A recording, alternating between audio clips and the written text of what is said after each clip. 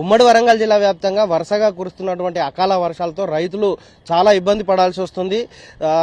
గత సంవత్సరం కాలం ఆలస్యంగా కావడం వల్ల కొంత వరులు కూడా ఆలస్యంగా సాగు చేయడం జరిగింది. ఆ తర్వాత కోసినటువంటి వరులకు సంబంధించినటువంటి వాటిని ఆరబెట్టి కొనుగోలు కేంద్రాల్లో సరైన ఫెసిలిటీస్ కల్పించకపోవడం, త్వరగా కొనుగోలు ప్రక్రియ పూర్తి కాకపోవడం వల్ల రైతులు చాలా ఇబ్బంది పడుతున్నారు. అకాల వర్షాల కారణంగా వరుసగా వారం రోజుల నుంచి కురుస్తున్నటువంటి వర్షాలకి కోసినటువంటి ధాన్యం కాస్త తడిచిపోయింది. ఎందుకంటే కొనుగోలు కేంద్రాల్లో సరైన వసతులు లేవు, సంచులు అందుబాటులో లేవు.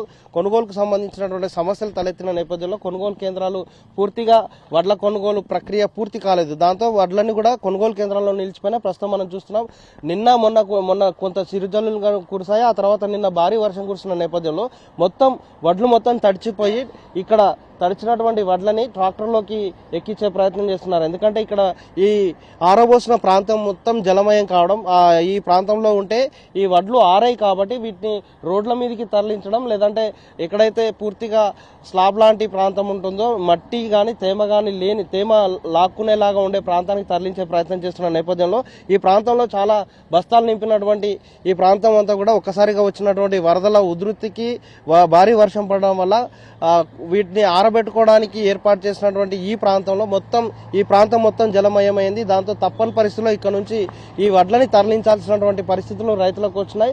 ఇక్కడ చూసినట్లయితే నీళ్లు మొత్తం నిండిపోయిన నేపథ్యంలో వడ్లు ఇవి దాదాపు మళ్ళొక 4-5 రోజుల పాటు కనీసం ఆరాల్సినటువంటి పరిస్థితి ఉంటుంది. దాంతో రైతులు ఎలాంటి ఇబ్బంది పడాల్సి వస్తుంది. అసలు ఎట్లా తడిచిపోయినాయి వీళ్ళు రైతులు చూపిస్తున్నారు మన కెమెరాకి. మీరు తడిచిన వడ్లని వీళ్ళు చూపించినటువంటి నేపథ్యం కూడా కనిపిస్తుంది. అంటే ఏరుకొని చూపిస్తున్నటువంటి సిచ్యువేషన్ కూడా ఉంది.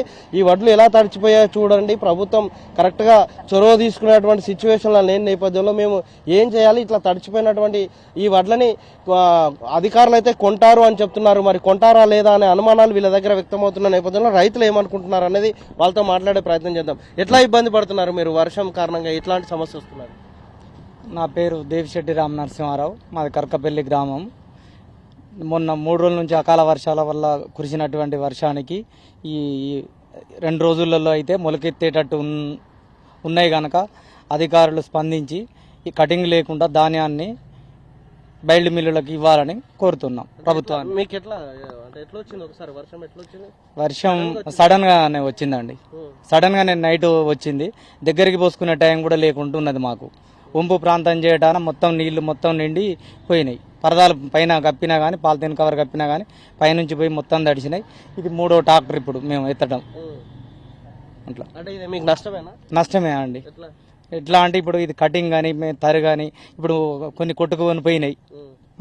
ఇప్పుడు ఇళ్ళ తాలిగింజ ఏదన్నా ఉన్నా కానీ మొలకెత్తినా కానీ నష్టమే వస్తుంది.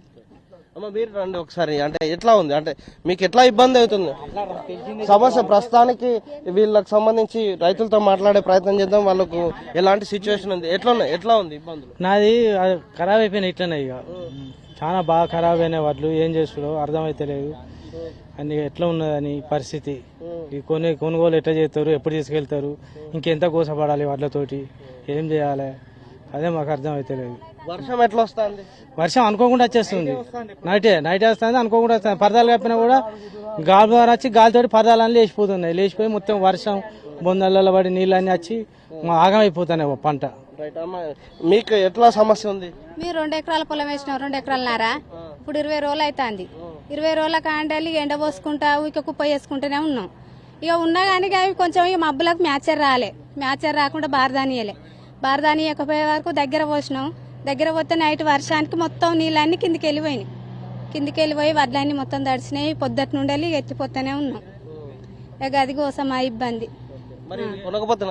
ఇక నష్టం కాదు సార్, నష్టమే. ఇక నష్టమేనా, మొత్తం నీళ్ళనే ఉండే. అది మా బాధ. ఇవి తొందరగా ప్రయత్నం చేయాలి. రైతులకి ఒకే సమస్య ఉంది, మార్చర్ రావట్లేదు. అంటే తేమ శాతం ఎక్కువ ఉంది అని కొనుగోలు చేయట్లేదు. ఆ కొనుగోలు చేయకపోవడం వల్ల వర్షం వస్తుంది. వర్షం కారణంగా మరింత తడిచిపోతుంది. ఇలా రైతుల వడ్లు కొనుగోలు కేంద్రాల్లో నిలిచిపోతున్నటువంటి నేపథ్యం కనిపిస్తుంది.